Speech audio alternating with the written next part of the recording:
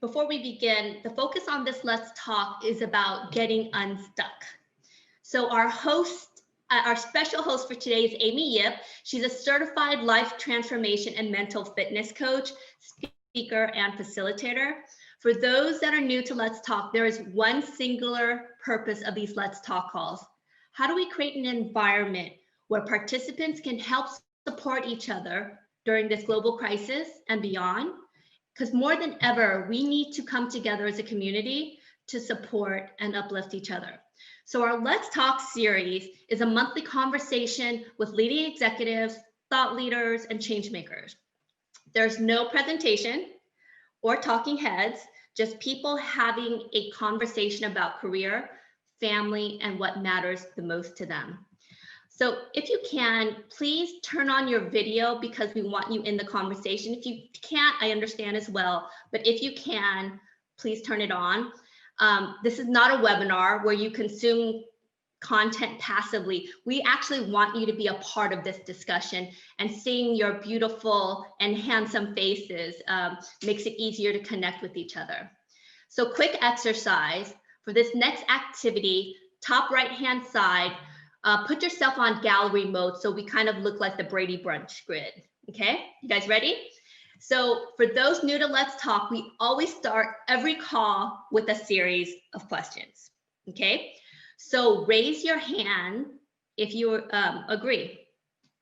Has COVID-19 sparked you to re-examine your life?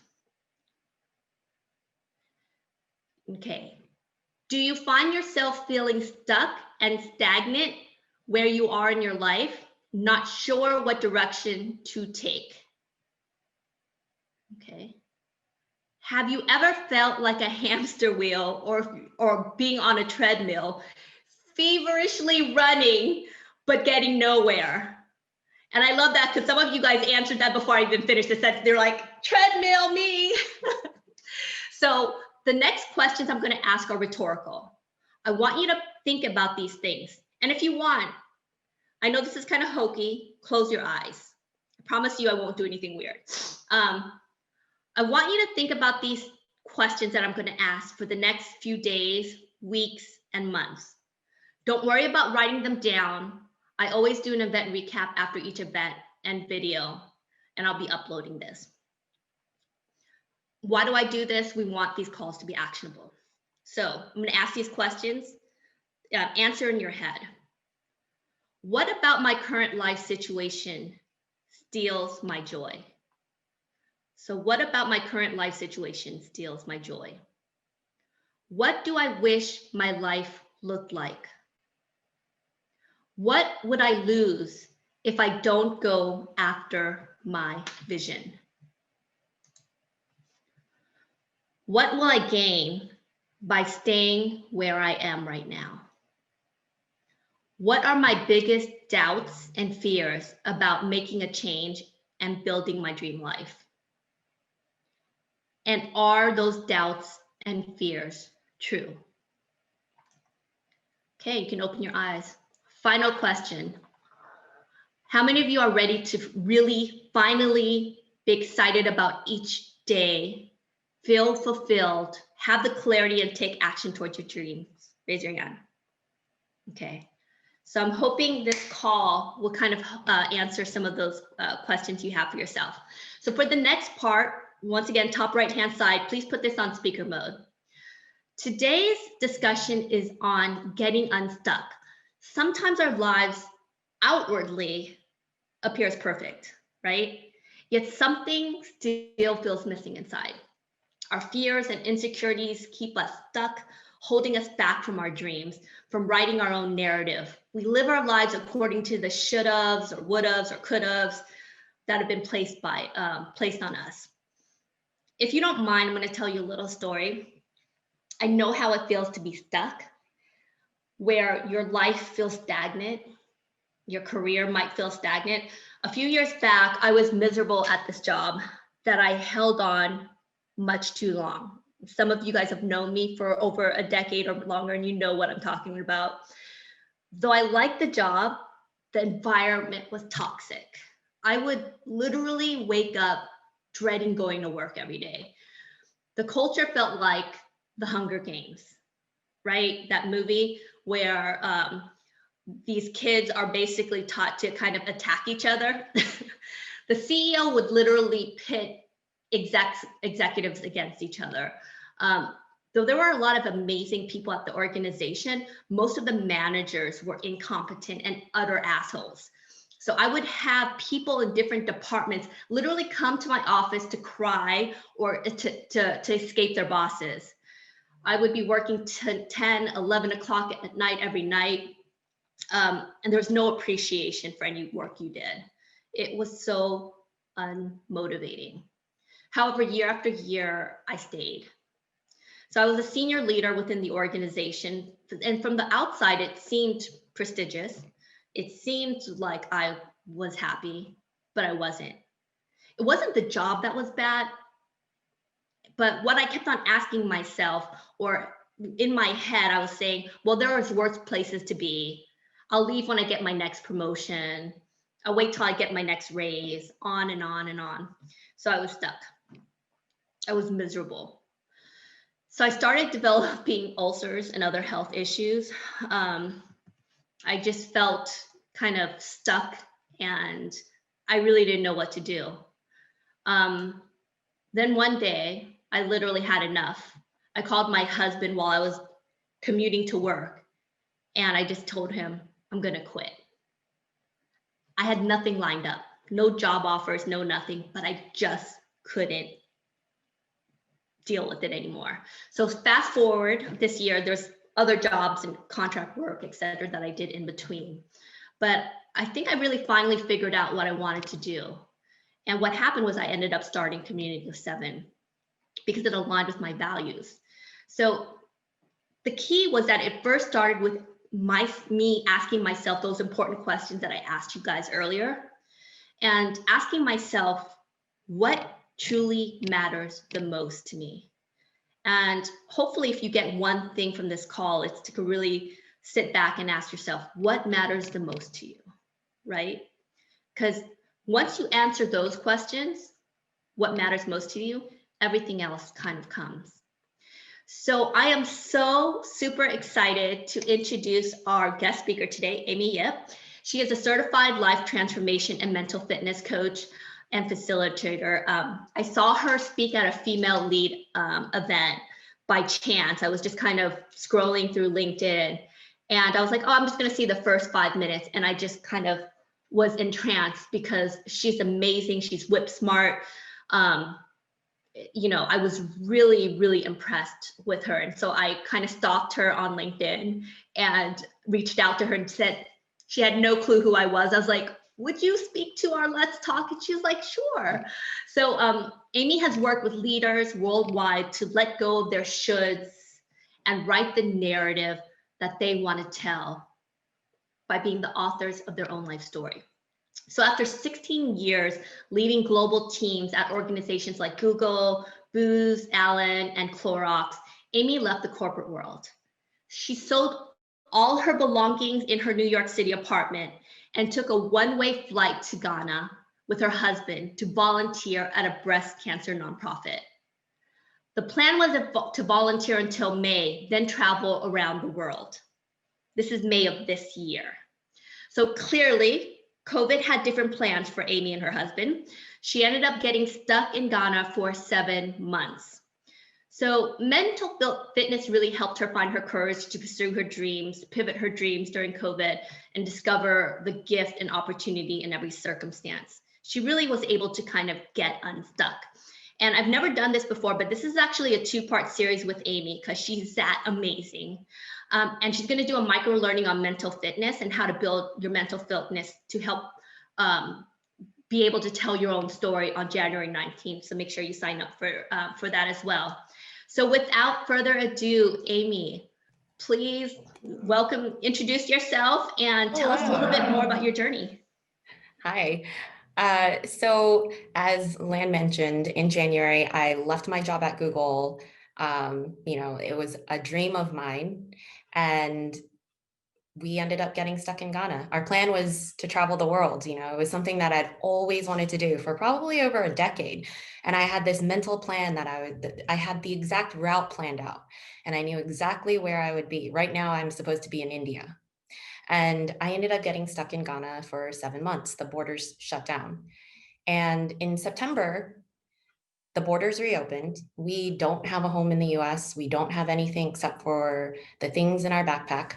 And so we decided, let's just go somewhere that's going to allow Americans in.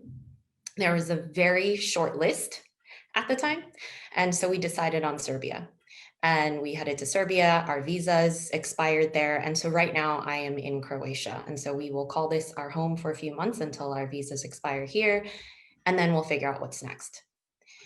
And the thing is, I've had a ton of people come and tell me how brave it is to leave Google and do what I did. And I wish that I could do what you did. I wish I had the courage. And I want to say to everyone here, one, it wasn't easy. Two, you do have the courage. And the thing is, so prior to joining Google, I was a brand manager at Clorox. Things just felt completely off. And I'm sure a lot of you have felt that, where you're at a company and you're like, something's just wrong. It doesn't feel right. This company just doesn't feel right, but I'm not sure what it is. And I don't know if I should leave or not. And the day that was pivotal for me when I made the decision to leave was I was working on Hidden Valley Ranch dressing. And that was the brand I was on. And I had to go sit with the team lawyer and ask him, what's the minimum amount of Greek yogurt we have to legally put into the Greek yogurt dressing that we're launching in order to call it Greek yogurt dressing? And to me, that just went against my values. Like, I'm going to go trick the consumer to buy this thing that's not really good for them, tell them that it's good for them, and try to do cost savings and put the minimum amount. And it just felt completely wrong. And so I ended up quitting. I had no clue what I wanted to do. So I decided I'm going to go do this eat, pray, love thing. I started selling all my things. I found a nonprofit in Tanzania. I was going to teach women business skills. And I figured I'm going to go soul search. And I was even taking barista lessons because I figured there are coffee shops everywhere in the world. If I run out of money, I'll just work at a coffee shop somewhere, like, who knows? And at the time I was 32. So I figured, whatever, things will work out. And then serendipitously, the day I was about to buy my flight, no joke, a recruiter from Google contacted me on LinkedIn. And he said, hey, I saw your profile. I think you're a great fit for this role. It's on the food team. You do marketing. It's a global role, so you get to travel, and you're using marketing and food to help people live better, healthier lives. And I was like, what? There's a job like that out there? So needless to say, I took the interview. 16 days later, I had the offer. 2 weeks after that, I started. I had to unsell my things. My goodbye party that my friends had scheduled became just a Amy's staying here and we're just hanging out party. And the truth of it is I was scared to drop everything and go. And, the other thing was I didn't know when a job like this would come across my path again. But honestly, like, there was a lot of fear to do it. Even though I was going through the motions of selling things, I was scared of the unknown. And so at that point, I had said, well, 5 years max at Google is what I'm going to do. I'm going to stay here for 5 years and I am going to do this thing and travel and volunteer. And 5-year point was December 2019.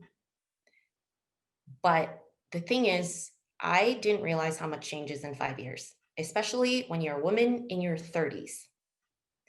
And during that time, you have to make these pivotal decisions, or what feels like you have to make pivotal decisions about your career, your family, children. I got a husband. Husbands change your plans.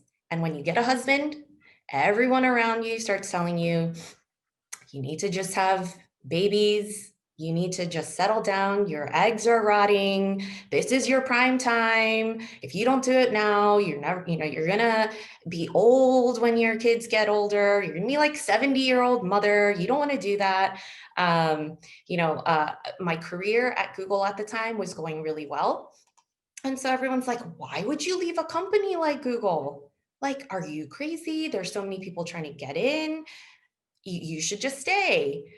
My parents were aging and they would guilt trip me, and they're like, we're aging. Don't you want to see us? Don't you want to be with us when we might die? And so I felt this tremendous pressure.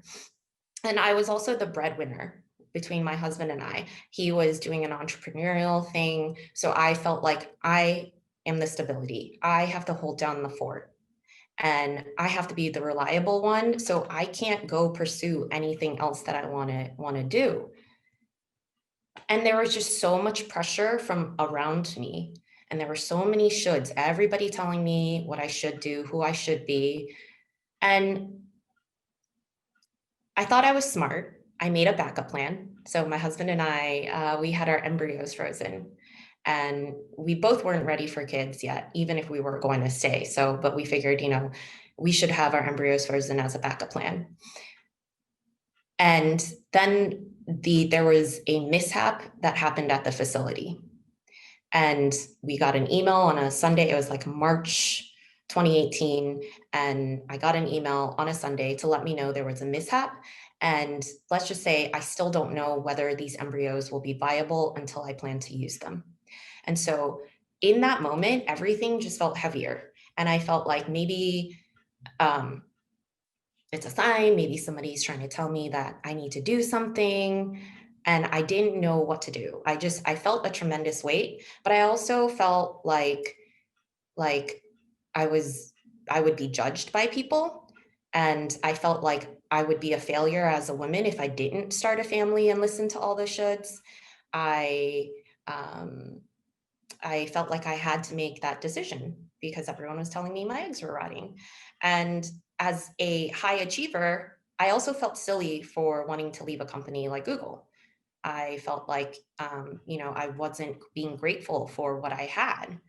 And so I would tell myself stuff like, I make a ton of money, I'm doing well in my career. I have a wonderful husband, great friends. I should be grateful.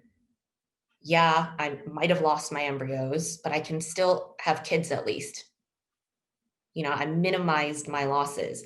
And I told myself I have no right to feel this way. I have no right to want something different. I am lucky. But the thing is, I still felt stuck.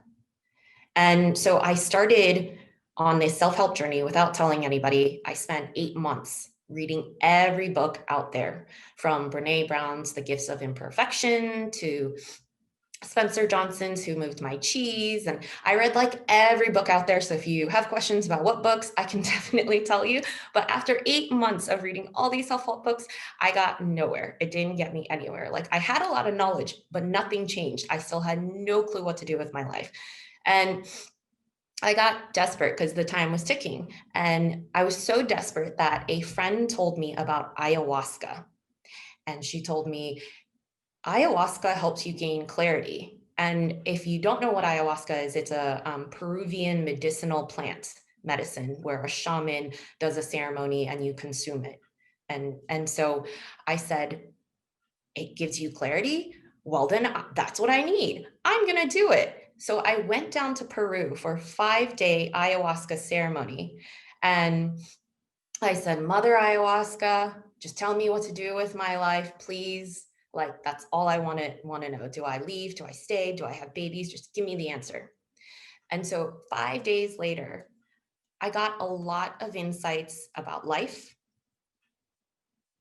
I learned that it takes courage to be vulnerable and ask for help. I used to be a very I have my armor on, I am not weak, I'm not going to ask for help type of woman. So I realized it takes courage to actually ask for help. I also realized it's more meaningful when you can share experiences with other people, and that we're all interconnected in some way, no matter how independent we think we are. Because I used to think I am independent, I don't need anyone. And so Mother Ayahuasca told me all of these things, but what Mother Ayahuasca didn't give me was the main question that I wanted. Like, I still didn't know, do I leave or do I stay? Do I have babies or not? And I felt my biological clock continuing to tick. And I'm like, I have to make a decision pretty fast. Like, what do I need to do? And I always believe things happen for a reason. So one of my colleagues started her coaching certification and she was telling me about it. And I had never heard about coaching before. I knew nothing about it. So fast forward, I ended up finding an amazing coach. And she's the one who helped me peel back my layers of my onion. And I always use the analogy that all of us were like onions and we have all these layers. And at the core, we know who we are, what our passions are, what our needs are, what excites us. And then there's all these layers of the shoulds from whether it's parents, society, teachers, managers, all of those who add all these layers throughout our life, telling us who we should and shouldn't be, how we should and shouldn't act, what you should and shouldn't do in life. Everyone has an opinion on that. And she really helped me get to the core of who I am and what matters to me, what really matters to me and nobody else. And I realized two things. One, I want to leave Google. I want to pursue my dreams, and I would regret it if I didn't. And for my children, if I can have them, that's amazing. I also know it's not within my control, right? Even if I stayed, maybe I might not be able to have children. So I made the decision, I'm going to leave. I'm okay with adopting, but this dream matters a lot and I will regret it if I don't do it. And the second thing I decided is I want to do what you did because it sucked being stuck and I want to help other people get unstuck. And again, I always believe things happen for a reason. I looked into schools, and the school that I wanted to train at had one more cohort, and they just happened to finish right before I was leaving Google in December 2019. So I enrolled and I haven't looked back. And during my soul searching and my coaching journey, I've learned a lot about myself, my emotions, all that ooey gooey inner stuff that I used to resist. And there's a few key things that I learned about getting unstuck and really learning about yourself. So one is with certain people in your life, and I'm sure all of you know who they are, you can only share so much of your dreams, your passions, your fears, because they just won't get it. Or they have their own opinion, their own fears that they try to project onto you. So they give you advice based on that. So with those people, know that there's only certain things that you can and should share with them. The second thing is you're the average of the people you surround yourself with. And it's important to have 5 types of people in your life. You need a cheerleader, the person who believes in you when you struggle, believes in you even when you don't. The second type of person you need in your life is a mentor, someone who can really help you point in the right direction when you're feeling lost. The third is the friend who will truly listen and help you focus on whatever is in front of you. The peer, it could be a colleague. The peer is the one to help you focus on what's ahead in the task and ideate on ideas that you might have. The friend is the person who listens to your dreams and your deepest desires and your fears. And then the last is the coach, to really take you out of your comfort zone, put up the mirror, and help you to see and maximize your potential. So those are the 5 types of people that you always need in your life. The third thing that I learned is you have to get out of your own head. Your mind was not created for happiness. It was created for safety and security. It's the survival instinct when you were, the cavemen, cavewomen days, when the saber-toothed tiger comes, do I fight, flight, freeze? It's not created for happiness. And, really start learning to hear what is being said by your intuition instead. And Einstein has a really, really good quote that I love, and it's the intuitive mind is a sacred gift, and the rational mind is a faithful servant. But we've created a society that honors the servant and has forgotten the gift. And this is Einstein. And then the fourth thing that I learned is we all have a tough inner judge. And even if someone looks like they don't, they do. I promise you, everyone has a story. Everyone's got fears. And so don't let your fears stop you. We're all afraid of something, and that's okay to be afraid. And then the last thing is that your mindset and your mental fitness makes all the difference. It's why is it that I read books for 8 months straight and I got super inspired. I love Brene Brown. I've read all her books, but I wasn't able to make the change. And it's because only 20% of change is from insight and knowledge. So having the knowledge helps me 20%, but 80% of change is building the mental muscle and habit. And for example, how many here wants to get healthier? I do. And who knows what you need to do to get healthier? I'm sure everybody does. Eat better, work out, get sleep, right? Like we all have that knowledge. So why is it that we all struggle with it, or many of us struggle with it? And it's because 20% of change comes from the knowledge, but 80% is building the habit and the mental muscles. So having a strong circle of support, growing your mental fitness, recognizing that you have the inner judge. Those are the things that I learned about what's important and how to get unstuck no matter what circumstance. It's also what helped me when I physically got stuck in Ghana for 7 months and had to pivot and had to make changes.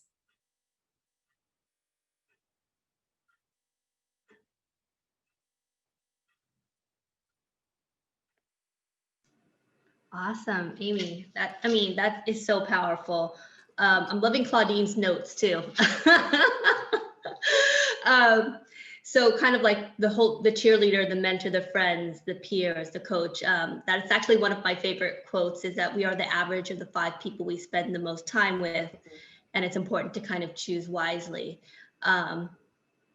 What happens when sometimes the ones that, like the naysayers, the people who are kind of more fear-based. I think of the example that the founder of Spanx, what's her name? Blakely. She was kind of mentioning how when she first launched Spanx, she didn't tell any of her friends because she didn't want any of them to basically talk her out of it. Right? Sarah Blakely. Yes. Thanks, Christine. Sarah Blakely. And so she just basically kept her business a secret, and she would only talk to other entrepreneurs. So what do you do when the naysayers and the dooms, the people who are kind of doomsday are your closest family and friends? So it's knowing what to tell them and limiting the amount to tell them. So for example, my family, they had expected that as soon as Ghana's borders open, I would go home. So they were, they were like, where else would you go? You can't travel. COVID's dangerous. Why don't you come back to the US?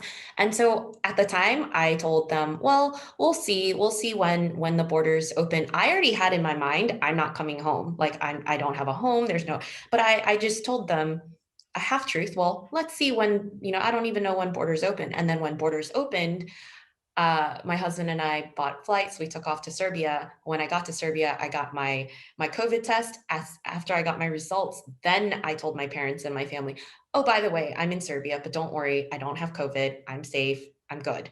Because my dad also, he worries a lot. So if I had gone there without the test results to show him and everything, he would start freaking out. So understanding those people and knowing what to tell them and when to tell them. Yeah. It's kind of funny too. I was reading this book about the difference between men and women and how most entrepreneurs tend to be men. And one of the, they were trying to figure out the whys, right? And if you peel the onion, there's a lot of reasons why. But one of the big one is on risk adversity.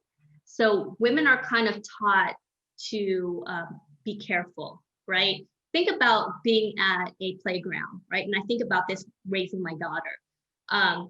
Boys are just kind of taught to go crazy, break their nose, and it's like, boys are boys. with girls, it's like, be careful, you have to watch out for yourself. You have to, it's kind of this whole notion of perfection. And it's part of it is kind of innate, but part of it is also kind of learned by our parents. And so like, I think about this raising a child right now. How do you kind of like, what do you do to, or even in yourself now that you're older, to not stand in your way of success because of fear? So to your point about the playground piece, there's actually some studies that show women historically, there's something biological within us where we try to protect our bodies, and it's for reproductive reasons. And we try to keep ourselves safe from any sort of dangers, right? Whereas men, if you look at like caveman days, there's research that shows this.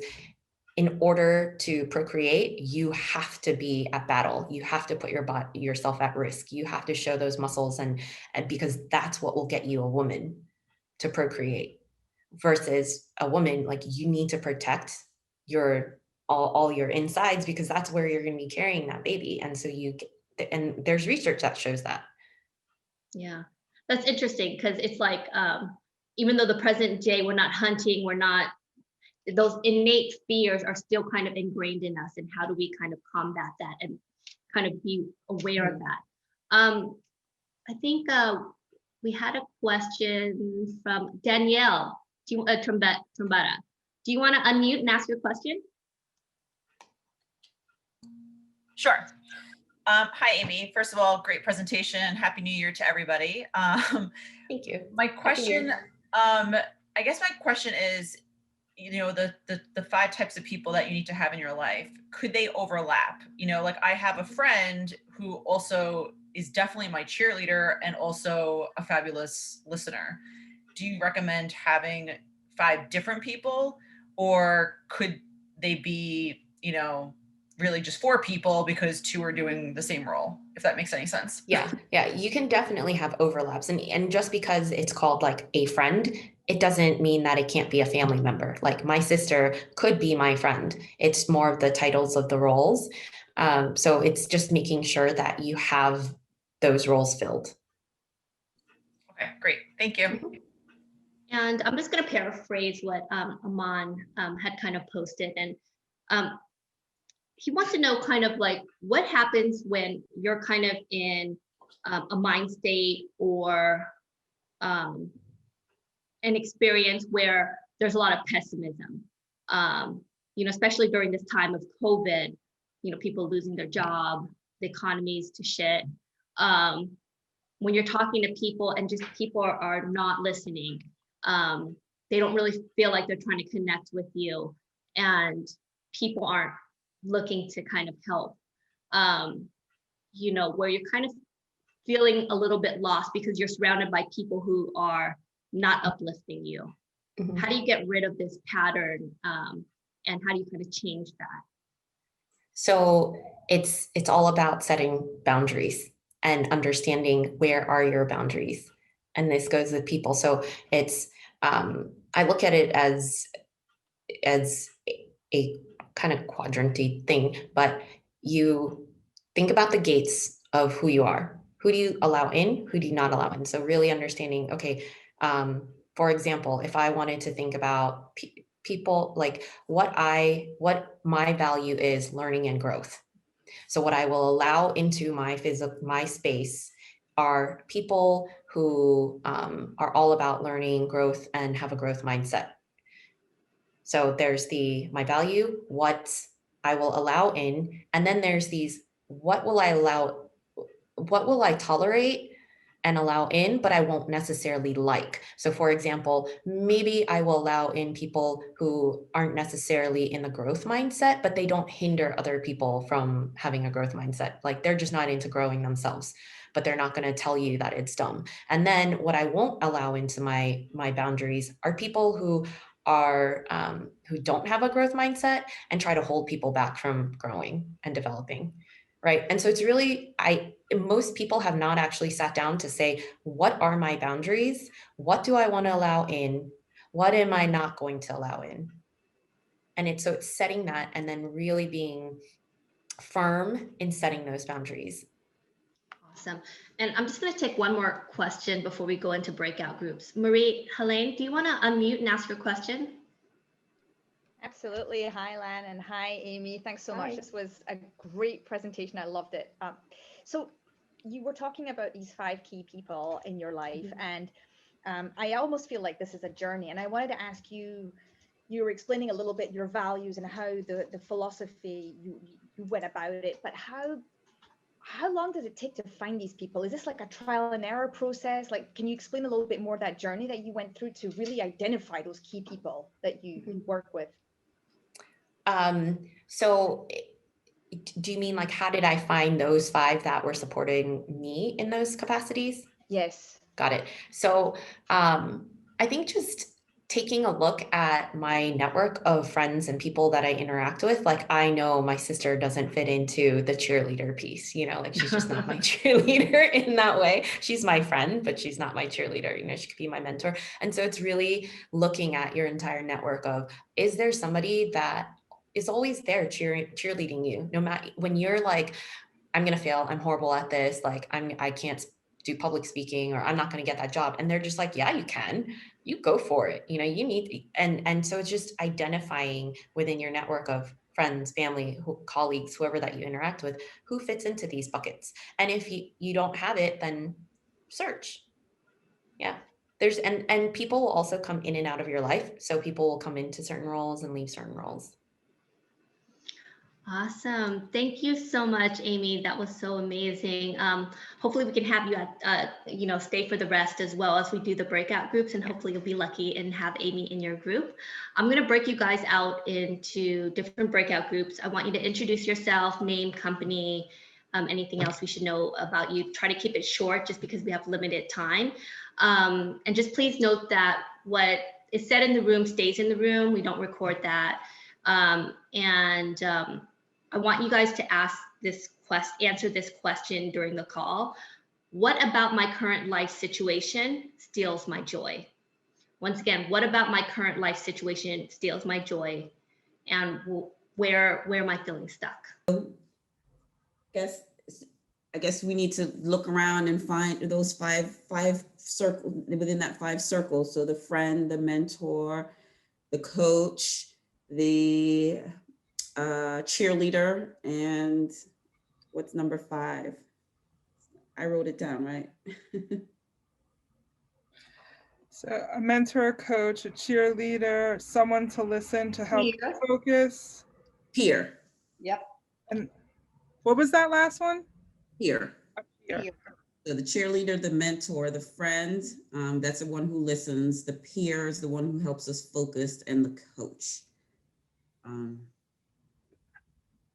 I presume that the mentor and the coach and the peer is the one who is that the rational person who will say, okay, the cheerleader and the friend will say rah, rah, rah. Maybe the mentor will say. I think the cheerleader is the one that is the cheerleader hypes you up. The Yes. coach actually gives you the instructions of how to do it. Is how I kind of see it. And sometimes those people are the same people. Yeah. And so the cheerleader is the person who, because oftentimes we will have the tough inner judge, we will be afraid, and they will be the one to help us through that fear, to help us through that. The coach is actually the person to put up the mirror and to show you stuff, because oftentimes we try to look away, we try to not see certain things, and they will reflect back and help you to uncover who you really are and what really matters. The mentor is actually someone who has the experience and has gone through that path and can give you the insight of the path that they've led to help you, give you tips and stuff. Hope that helps. Yes, absolutely.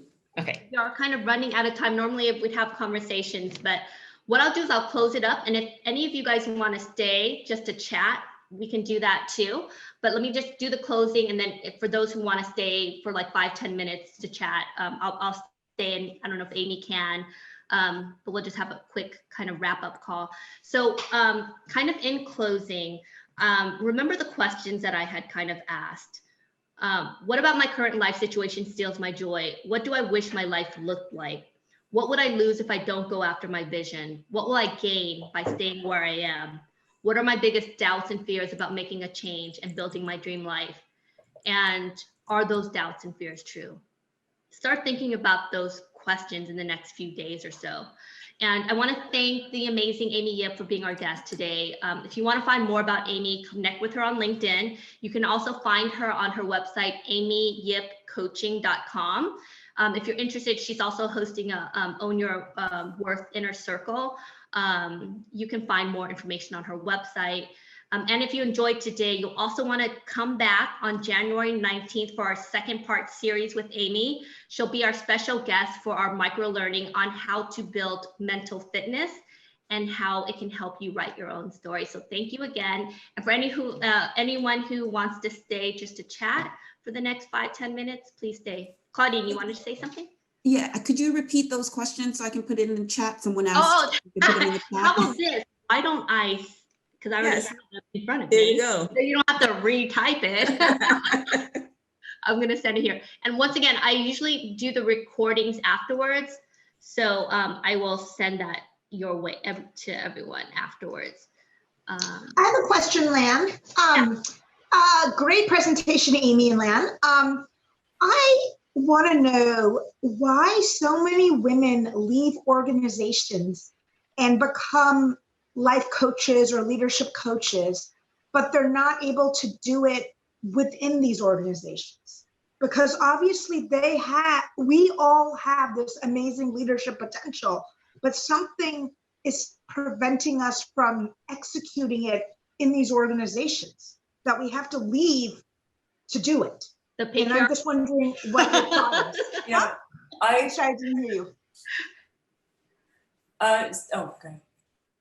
No, Amy, did you want to answer? I was just saying the patriarchy. I was being So smart.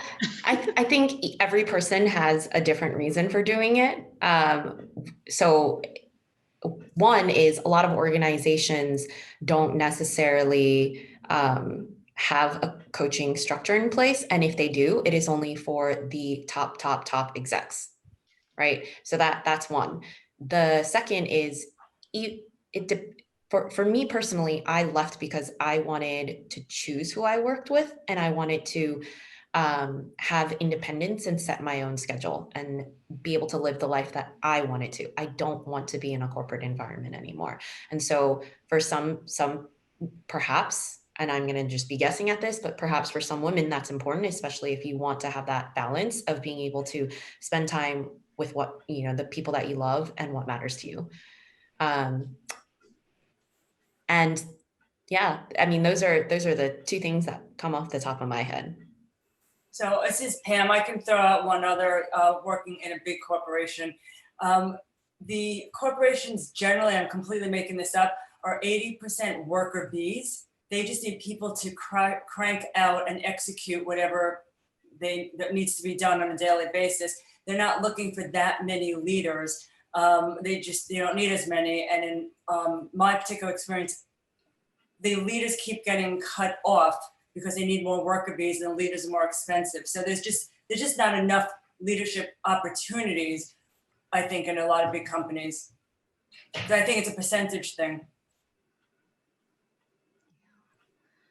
Anything else like that kind of came from the breakout groups that was insightful that you guys?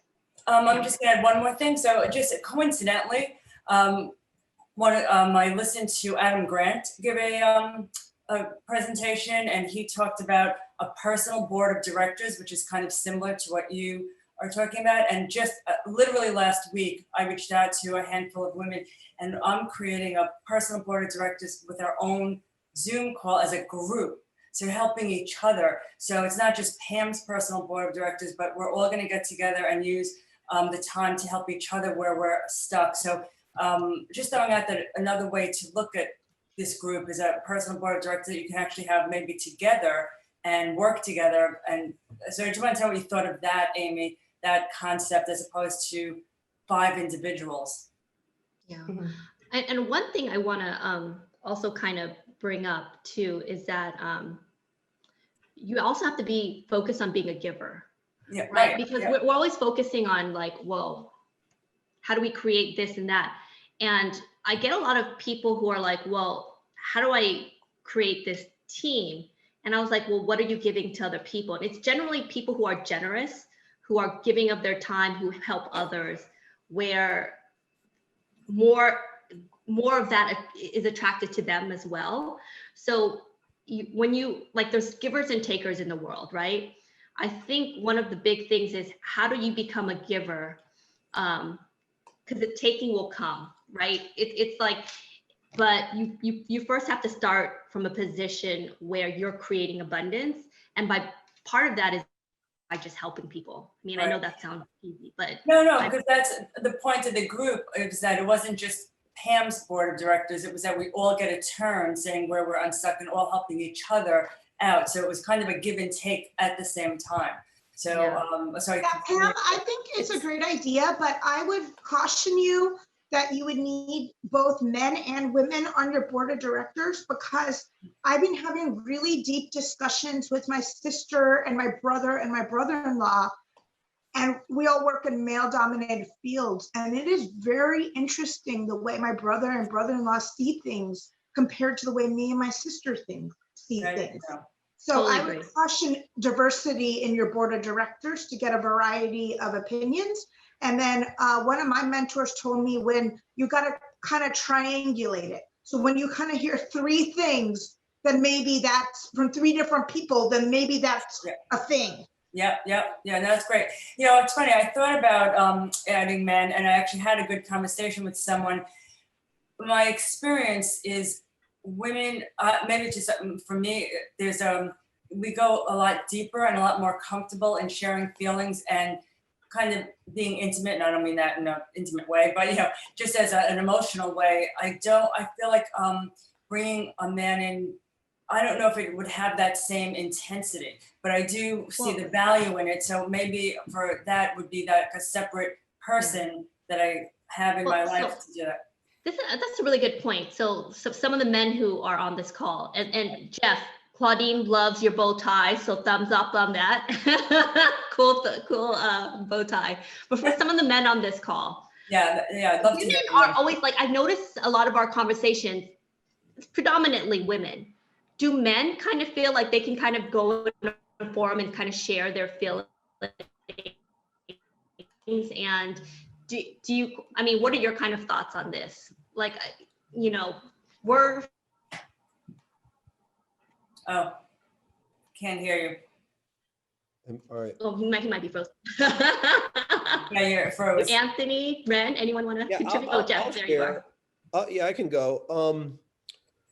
I think it really depends, right? Because also, you know, I grew up in a more predominantly female household, so I definitely feel like I have more, like, I don't know, I'm able to recognize the balance between what is like my strong feminine and what is my strong, like, masculine side. You know, I'm more of a play person. Amy and I go way back and we just play all the time. Like, that's just what we do, right? But that's obviously much more, you know, strong in the feminine, you know, area, where it's like, it's not as results oriented as, I guess, when I'm thinking about more like my masculine side, which is much more results oriented and much more like, you know, I have to get these certain things done. So I don't think it depends whether you have a guy on there or not. It really depends on what is the background of that person, you know, and how vulnerable has that person ever been willing to share in their entire life anyway. Mm-hmm. Because you could have a woman on your board that doesn't want to share, or you could have a man that's on your board that is very vulnerable. So and it it's really funny depends too, on like more the vibe and how they connect with one another. At least I love that point, Jeff, because it's not always gender, because I tend to be kind of like in the past, type A, kind of like work. And my husband, who was on the call earlier, Kevin, he's like the fun, kind of playful kind of person. And whenever people meet us, they're like, you guys are married? Because like on the surface, we are totally opposite. But like, I could not marry someone that's like me. I would drive, whoever that person would drive me insane, right? So you kind of have that yin and yang. So it's not necessarily gender, it's more so roles, right? Of like different people that they bring into the table in a lot of ways. But in general, so from my husband works a lot with men, and he's in the Air Force, and he started like a men's circle because a lot of men are not in touch with their feelings. And, what does man enough mean, right? I have to put on this tough exterior. I can't talk about feelings. And it's ended up where men have learned to numb their feelings so that they can't even feel anything anymore. And a lot of women have done that too, because of what we perceive as, this is how I need to be successful, right? Like, I need to be this person that doesn't have feelings and, just achieves and whatever. And so there are women out there who've also learned to numb their feelings. And if you ask them what they're feeling, they can't feel stuff in their body. They can't feel anything. How do you get past that? That seems like a horrible existence. There's work that you can do. So like, there's embodiment and somatic work to help you start tapping into the emotions in your body. And there's a difference between emotions and feelings. Emotions are the objective things that are happening in your body. And you don't have to think like, anyways, they're objective things happening in your body. For example, heart pumping really fast, your armpit sweating. Like if I'm about to go on stage, I might have fear and my body reacts by heart pumping, armpit sweating, like my legs might get shaky, right? So those are objective things that are happening. Then the feeling is the association that I make, the meaning that I put behind it. So I'm standing on stage, these things are happening in my body, and my mind starts telling me, oh my gosh, I'm gonna fail, and everyone's gonna, I'm gonna make a mistake, and people are gonna laugh at me. And that's then the fear and the association that I have with it. And so there's actually a difference. And so being able to tap into, well, what's objectively happening, and then what's the meaning that I'm putting behind it. Lon, that's a good topic. Yeah, maybe the next one, right? So you know what? I have a good life hack exactly about that. I think it was like Tony Robbins or one of the self-help gurus, and he was saying that are the same bodily feeling, right? So a lot of times people are in front of the stage, they feel this fear. And the hack that he had was basically, no, this isn't fear, this is excitement. Like, I'm so excited. And honestly, I do a little bit of that because I really get anxiety before all of these calls. You guys can't tell, but I psych myself out. I'm like, I'm so excited, right? And so a lot of it is a mental state too, because the feelings that we have, when there's fear or excitement, you can choose which feelings you want, right? And like after these calls, I hang up and I'm like, whew. Like, but it's that same emotion that I feel. I just like mentally just like, oh no, I'm so super excited to be on this call, right? You're reframing it. Reframing it. Exactly. Well, we're almost at 4:15. Any final questions or thoughts for Amy or anything or observations? I do hope you guys come to our next micro learning. I think it's going to be amazing. Claudine, did you want to say anything? You just have this look on your face. No. It was fantastic. Thank you so much, Lynn, as always. Awesome. Thank you, Amy. You are amazing. Thank you everyone for making it. I will see you guys at the next event. Thank you. Bye, guys. See ya. Bye, everybody. Bye. Thank you.